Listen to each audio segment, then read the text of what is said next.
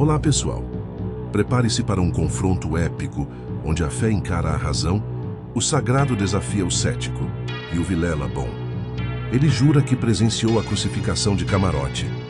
De um lado, Daniel Gontijo, o neurocientista que investiga os mistérios do cérebro religioso. Ao seu lado, Chileno Gomes, o filósofo que disseca a alma do ateísmo com bisturi lógico. Do outro, os pastores Israel Júnior e Guilherme Rocha, munidos de Bíblia, convicção e um fogo que nem Freud explica. Entre argumentos afiados, reflexões profundas e aquele toque de ironia divina. Quem vence essa batalha que atravessa os séculos? Só tem um jeito de saber. Dá o play agora e acompanha tudo aqui no canal.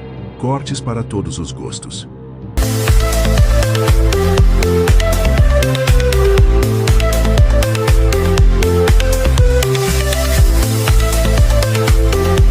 Link sempre na descrição.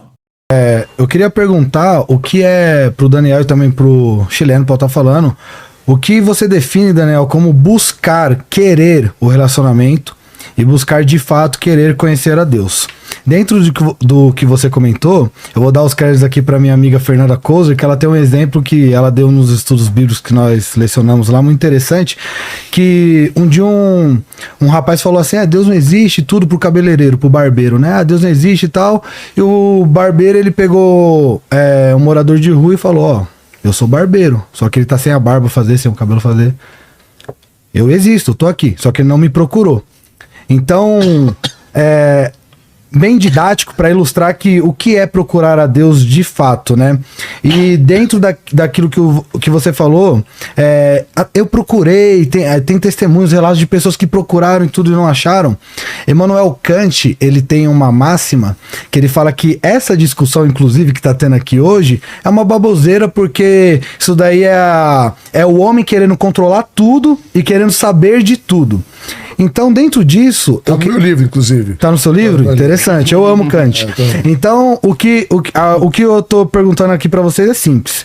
O que seria, na visão de vocês, buscar de fato um relacionamento? E eu sou um ex-ateu, por mais que há quem diga que não existe. Existe. Ex-ateu. Existe ex-cristão também. Eu sou um ex-ateu, a dona Rosa sabe as coisas que eu fiz. Já entrei em muita igreja, Vilela, fingindo que tava endemoniado, mas não tava. Ei. Ou eu estava, né, pra fazer um negócio desse, mas enfim. Então a pergunta seria essa. O Gui pode estar argumentando depois também, fazendo alguma pergunta, mas o que é pra vocês buscar um relacionamento de fato? Porque quando eu busquei relacionar e Deus não apareceu, né? E o Chileno comentou do calvinismo, mas se tivesse dois arminianos aqui, ia ter problemas da mesma maneira. Né? Certamente. Mas que bom que são dois calvinistas, senão ia ser um debate, inclusive, entre nós. Sim. Mas eu não sei se eu me... Obrigado. Sim. Mas não sei se eu me fiz entender. Por favor. Eu acho que... Guilherme quer completar? Ainda tem tempo. Eu quero sim. Por exemplo, quando o Daniel falou sobre amor, mas concentrando na pergunta que ele fez, né? Primeiro, quando você busca Deus, na realidade isso é uma torre de Babel. Quando construí lá em Gênesis 11, quando as pessoas quiseram invadir os céus, né? Naquela dinâmica da ocasião. Mas quando nós vemos, quando Adão pecou, quem veio atrás foi Deus. Então, uma das coisas eu tenho certeza, como calvinista, que você buscando a Deus, talvez você está buscando pelos mecanismos a qual Deus realmente nem está interessado, mas Deus que vem atrás do homem. Todas as escrituras, de ponta a ponta, nós vemos Deus vir atrás do homem. E sobre o amor, por exemplo, para a gente amar, automaticamente a gente odeia. Por exemplo, se alguém sequestra o meu filho e tá lá um policial com uma arma para desferir no sequestrador que mantém ele refém, ele vai lá e atira no sequestrador. Isso quer dizer, o cara se odiou o sequestrador. Não, eu falei, ele amou o meu filho. Então, estamos partindo do ponto de vista que o homem está caído, essa é a antropologia, e, portanto, lá em João 3,16, que fala que Deus amou o mundo, ele diz quem ele amou. E no mesmo texto está dizendo que a ira dele se manifesta sobre aqueles que não crêem. Então, Deus, um Deus de amor, automaticamente também é um Deus de ira. Só que o pressuposto da ira de Deus não é sentimentos como o nosso, mas a sua santidade. Então, de repente é utópico a maneira que você buscou esse Deus de amor, porque o Deus que ama também é o Deus que odeia.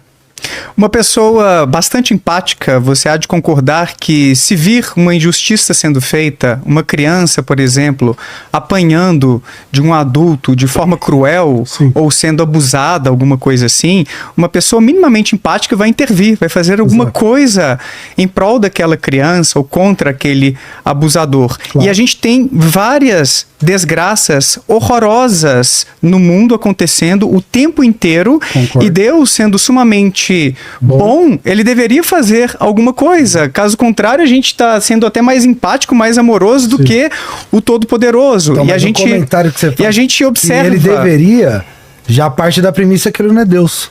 Você já fere a soberania dele. Não, mas você já humaniza Deus. Você já coloca ele do seu lado, entendeu? Tá tirando, deixa para réplica, né? Beleza, beleza, vai lá. Tirando do contexto da própria escritura que você defende. Porque olha só, eu faço parte de uma organização antipedofilia há muitos anos, né? Então eu já vi coisas horríveis, né? Crianças sendo abusadas e por pior que seja, infelizmente, quanto menor a criança, maior o grau de parentesco. Pai, avô, tio, então assim, são coisas assim horríveis. E aí você fala, qual é o pecado da criança, né? Se Deus é todo bom, e aí Jesus fala, né? Jesus fala assim, quais de vós, se o seu filho te pedir um pão, lhe dará uma serpente, ou se te pedir um peixe, lhe dará um escorpião, se mesmo vós, que sois imperfeitos, sabeis dar boas dádivas, imagina, eu estou usando uma parábola bíblica de Jesus, certo? Então, quais de vós, que seu filho, você não faria boas coisas? Então eu falo hoje, se eu vejo alguém arrastando uma criança para o mato para ser estuprada, tá certo que eu sou faixa preta, fui lutador profissional, tenho 110 quilos, mas mesmo uma mãe de 50 quilos, ela vê alguém arrastando a filha dela, o cara pode ter 2 metros de altura, ela vai se arrebentar com o cara e não vai deixar, certo? Agora, se Deus é onisciente, se Deus é todo poderoso e Deus é todo amor, por que ele está assistindo? Porque se ele é onisciente, ele está assistindo. O dilema de Epicuro. É o paradoxo de Epicuro, 300 anos de Cristo. Ele fala sobre isso. Então, como que ele pode ser todo amor, todo bom e onisciente, se ele está vendo a criança ser estuprada todos os dias? E tem muita criança que aprende com a mãe, que reza, pelo amor de Deus, e ela não é ouvida. Então, essa criança, ela não merece ser atendida? E ainda que a gente encontre, por exemplo, uma defesa do livre-arbítrio, aí a pessoa usando o seu livre-arbítrio fazer uma coisa errada. Vocês não defendem, né? Então, para os cristãos que defendem, ainda assim a gente vê muito sofrimento desnecessário. Usa o termo livre-agência. Não, é que eles não vão entender. Eles são fracos teologicamente. É que a gente encontra por aí muito sofrimento desnecessário. Mesmo deixando de lado o problema do livre-arbítrio, a gente tem um tsunami que matou mais do que 200 mil pessoas na Indonésia em 2004. A gente tem muito sofrimento no meio animal também, porque Deus não teria criado todos os seres herbívoros, porque tem tanto sofrimento desnecessário. E mesmo quando a gente faz um recorte no Deus cristão, eu acho importante. Imagine que um pai decida arbitrariamente que apenas o seu 4º filho vai se manter vivo de 4 em 4 e aqueles outros 3 ele vai sacrificar. Esse pai não pode ser um pai assim tão amoroso e empático. O 1º, 2º e 3º, morte. O 4º eu salvo. 5º, 6º, 7º, morte. O 8º eu salvo. É basicamente esse o destino da humanidade. 20% só seriam salvos. Os cristãos, que por sorte, porque nasceram numa família predominantemente cristã, seriam salvos. Não, mas só os da minha igreja. E tem esse problema também. Tem esse problema também. 3.879 que não são da minha igreja. Você está partindo do ponto gnóstico, que a salvação é pelo conhecimento. Mas tudo bem, pode continuar aqui, depois a gente fala. Então, eu, mesmo não sendo assim, eu gostaria que você esclarecesse o seu ponto calvinista, porque para mim nada disso é compatível com a existência de um Deus sumamente bom, todo-poderoso e onisciente que está assistindo a tudo isso. Gui, lembrando, pode começar, mas eu pensei que o tempo era só seu, cara. Me ajuda aí pra eu falar também. Não, tá, então eu vou falar rápido aqui. O problema só mudou de lugar, e eu acho que o problema maior é do ateísmo.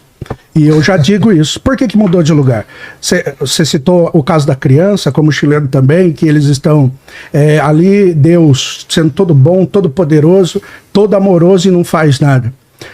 E ao mesmo tempo a pergunta é, qual é a solução que vocês têm, visto que, vamos supor que esse cara estuprou, praticou pedofilia e não foi pego pela justiça humana. O mundo não acaba a partir da morte? Então, para nós, a diferença é que o mundo não acaba aqui. E, portanto, mesmo ele não sendo pego nesse ato, existe um Deus soberano, julgador, que vai punir esse ato, com certeza. Então, se eu perguntar para vocês qual é a solução do problema do mal, agora, para nós temos Apocalipse capítulo 21, versículo 4. Revelação 21, versículo 4. Chileno conhece esse texto.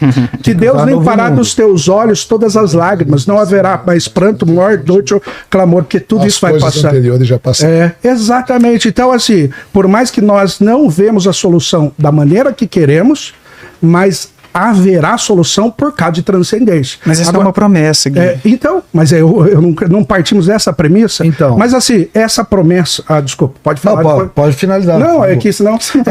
É que assim, ó, quando um dos motivos que fez eu ir pro ateísmo foi exatamente esse silogismo. A vida que eu vivi. Eu cheguei na minha mãe um dia, eu falei, mãe, a gente não tem 10 centavos para comprar um pão. Cadê Deus? Não é possível. Minha mãe pegou arroz papado, fez bolinho de arroz e eu comi com água. Eu dormi por 7 anos num sofá. Eu e as minhas irmãs, nós não temos medo de rato. Rato é algo normal. Favela do Aricanduva. Essa foi a minha realidade. Cadê Deus? Onde está Deus? E aí, na época, eu tava me profissionalizando no futebol, só que ainda muito pobre, e eu vi os caras chegando de Mercedes, dos carros que... Eu não tinha nem o videogame pra jogar aquele carro, eu tava vendo os caras no carro físico ali, eu falava, cadê Deus? Quando você parte dessa primícia de... Como o Guilherme falou, de se limitar só esse tempo, só o aqui e o agora. D.A. Carson, na sua teologia sistemática, ele trabalha com a ideia do já e o ainda não. E eu queria também que você trabalhasse a questão de esperança, que você falou como se fosse algo limitado, a promessa, algo não muito bom. E não. Então, quando nós pensamos num pós-vida, em uma eternidade com Deus, o sofrimento aqui, Deus ele tem os seus desígnios, os seus decretos, e eu não consigo colocar e compreender de maneira cabal Deus, porque senão ele não seria Deus. Então um ato de humildade, por isso que eu falei de Kant, um ato de humildade é eu colocar a minha vida nas mãos dele e, independente do que aconteça, saber que ele está no controle de todas as coisas. Isso é fé. E é difícil de compreender. Eu entendo o seu argumento, porque eu já argumentei, já questionei dessa maneira. Resumidamente. Por que a gente... Porque, dados todos esses dados que eu falei dos filósofos, né? Por que a gente tem que acreditar no Deus da Bíblia se existem inúmeros outros livros sagrados que defendem a ideia de outros deuses? Né? E a gente já viu, inclusive, livros mais antigos que a Bíblia falando de outros deuses, inclusive coisas semelhantes à Bíblia, e a gente tem o Alcorão, a gente tem os Vedas, a gente tem... Como que vocês provam Deus sem usar a Bíblia, sendo que a gente não acredita na Bíblia?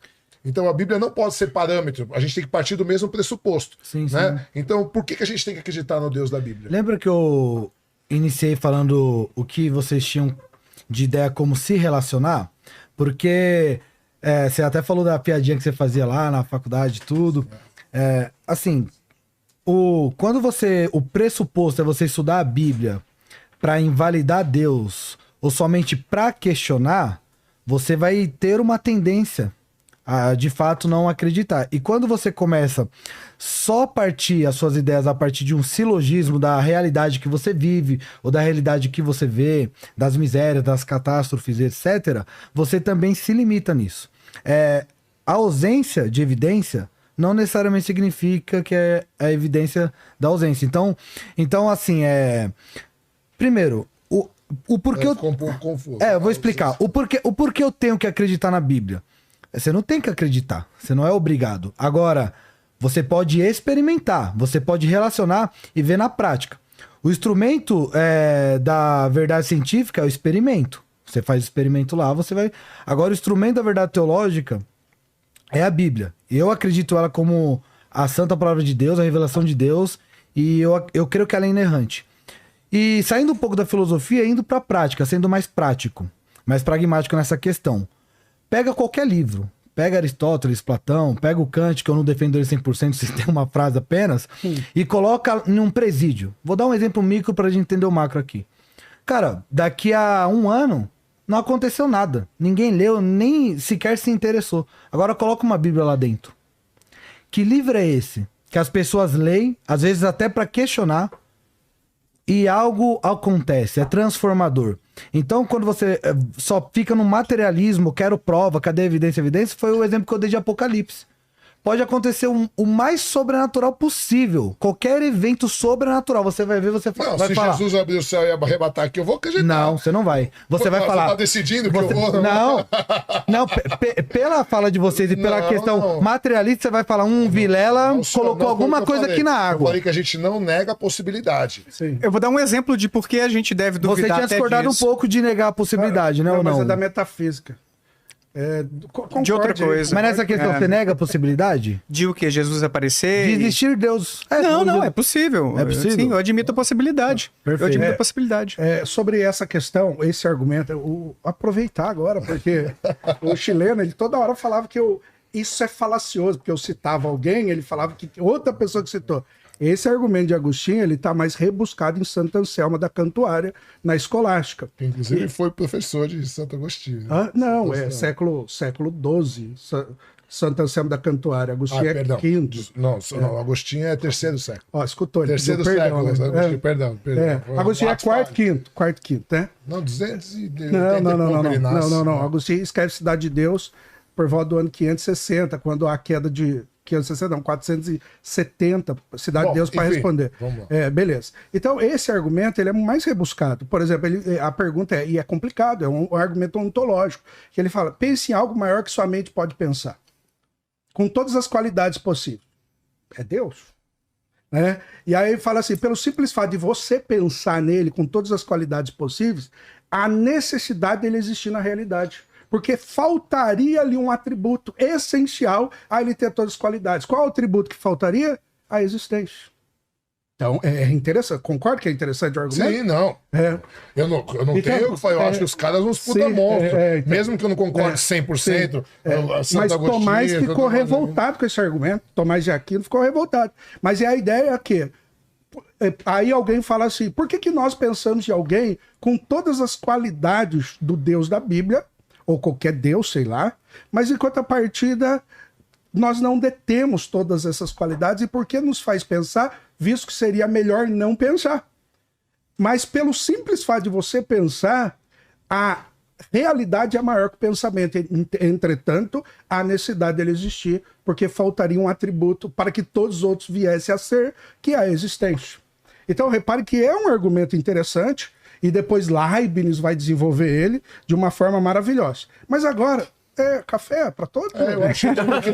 Só para quem pediu, hein? Ele é assessor? Deus ele provê todas as coisas. Aí, voltando Graças a Darwin. Olha que coisa, Darwin é bom o tempo todo. olha que coisa interessante. Por que a Bíblia, por exemplo, o Daniel falou sobre esse literalista aí, ou esse literário, ele provou ou escreveu sobre a falsiabilidade ou os manuscritos ser falsos. Mas é muito difícil. Por exemplo, do Novo Testamento, só em grego, existe mais de 5.000 manuscritos, quase 6.000. E aí alguém fala assim, mas adulterar a Bíblia. Mas não existe original. Qual é o parâmetro? Mas a gente tem textos Divergências. mais Espera um pouquinho. antigos. Terminou a resposta? Agora vamos para Era a resposta? Era a resposta. Agora, Beleza. réplicas. Nossa. Qual que era a pergunta inicial mesmo? Da Bíblia. Na Bíblia. Por que eu tenho que acreditar no Deus bíblico se eu tenho isso outros eu ia livros falar. sagrados? A gente Você não responde, tem os originais, mas a gente tem textos de diferentes datas, e quando a gente compara esses textos de diferentes datas, isso eu aprendi com os amigos historiadores, a gente vê as divergências entre eles, sugerindo que com o passar do tempo, por tensões políticas, teológicas, houve algumas adulterações, e aí a gente tem evidências de que a Bíblia que chegou até nós não é exatamente aquela, ou aqueles livros Mas que foram não é assim. originalmente escritos. Você está equivocado nisso, eu não sei qual é a fonte bibliográfica. Não, eu tenho uma Bíblia NVI, a Bíblia Arqueológica de Estudo, que a minha sogra, pastora, me deu de presente na esperança de Sim, que eu lesse e me convertesse, mas que piorou o negócio. Por quê? Porque ela traz inúmeras notas de rodapé explicando isso tudo. Cara, esses versículos aqui não constam nos textos mais antigos, Por exemplo, sugerindo o final que de Marcos. Final de Marcos, Não 12 existe. últimos versículos. Como Não você existe. disse da Trindade, eu também concordo que não. Sim. Ou pode ser que os Então você concorda que os ateus estão certos. Pronto. Pode ser que os manuscritos antigos eles foram deteriorando e foram acrescentados naquelas tradições orais. Ele não uma falou que não possibilidade. concorda, que não existe, Não, o que... o que acontece? Por exemplo, quando você usa. Depende da filosofia da tradução. Tem a equivalência dinâmica e a equivalência formal. Então, por isso que você vai encontrar, de certa forma, algumas divergências. Mas olha que coisa interessante. Para que a gente faça uma tradução, revista atualizada, citando a família Almeida, para que você faça uma tradução, você pega lá um aparato de manuscritos. Vamos dizer, receptos, ou sinaíticos, e aí você pega esses aparatos e lá contém 3.000. Aí você vai traduzir João capítulo 1, versículo 1. No princípio era o verbo estava com Deus, e o verbo era, não um Deus, como é a sua Bíblia. E aí, os testemunhos de Jeová, que está adulterado, né? Só o grego, se olhar do original, você refuta isso. Mas aí o que acontece? Quando faz essa tradução, você olha o manuscrito Tem 1. várias Bíblias. Você olha o manuscrito 1, e aí você coloca, traduzindo para o português. O 2, 3, 4. Aí quando se comparou para traduzir para o português, se comparou, por exemplo, em 5.000. E aí, claro que vai haver variações, que você mesmo diz, que não vai comprometer a doutrina. Como, por exemplo, 1 João, capítulo 5, a partir do versículo 17, que ali é acrescentado falando da Trindade. Mas o interessante é que esse assunto está apresentado na Bíblia. Não de forma explícita. Não, conceito Mas o conceito é subjetivo, eu posso Exato. entender de outra maneira. Não. Aí Entende? vai depender da sua necessariamente. hermenêutica. Mas Não. então, é isso, é essa a questão. Por exemplo, é isso que eu falo. você fez teologia, Mateus, Sim. Mateus capítulo 3, Mas- quando fala lá que Jesus está lá, aí a pomba, o Espírito Santo desce ali, uma voz do alto, esse é meu filho amado, a quem eu me Se ele é meu comprazo. filho, como ele sou eu? Como? Se ele é meu filho, como ele sou eu ao mesmo tempo? O próprio Deus entre nós. Lembra que eu falei que Não, você tá tentar... falando da divergência da Trindade? é isso? Não, então, é um exemplo. Sim, eu entendi, que eu você entendi. deu agora. Eu não tô falando É um da exemplo, interpretação. é um exemplo usado até por alguns movimentos que nós consideramos sectários. Mas é o que eu te falei. Você querer entender Deus de maneira coesa, eu não vou conseguir falar assim, eu tenho todas as respostas para você. O que vocês vão chamar de contraditório, eu vou chamar talvez de paradoxal. Porque não tem contradições na Bíblia, tem paradoxos. Mas assim, a hermenêutica... Mas você entendeu? Você pode concordar, mas você entendeu? É um eufemismo. Não é. Paradoxo Não é é um eufemismo para contradição. Não, são duas palavras distintas. Calma aí, dá Sim, licença. mas elas são Do grego. sinônimos.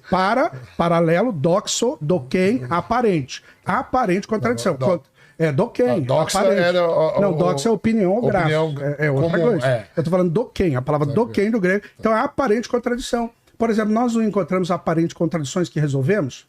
Por exemplo, a Bíblia, ela apresenta paradoxo, de fato. Mas por isso que ela não parte do mistério, não parte da contradição para o mistério. Ela parte do paradoxo para o mistério. Uns resolvemos e outros não. Como, por exemplo, o chileno é casado, eu sou casado e eu amo a minha esposa. Isso é um paradoxo que a gente não consegue explicar. Não, eu queria reclamar uma coisa. Se a Bíblia é verdade, eu queria reclamar uma coisa. Se a Bíblia é real, durante toda a história da humanidade, a poligamia foi permitida. Cara, você E não justo muda a na piada, minha né? vez, justo na minha vez, não é muda a pecado e piada. é crime, cara. Pô, Então, concorda comigo, Sua Guilherme? esposa está assistindo? Sua esposa está Não, assistindo? minha esposa está no evento, ainda bem.